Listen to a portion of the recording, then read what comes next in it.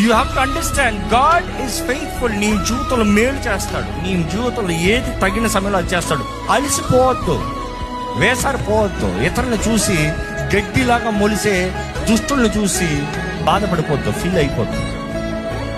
You're saying, where is my life settled? Where is my partner? Where is this? Where is that? I have been so good. God is saying, be ready to fight. There are much you need to fight. ఆది నుండి ఉన్నవాడు నాకు తెలుసు, సమస్తం సమకూర్చి జరిగించే దేవుడు నాకు తెలుసు. జగత్తుకి పునాది వేస్తాను ముందే గుర్రపిల్ల రక్తము చిందించబడిందంట బైబిల్ తెలియజేస్తుంది.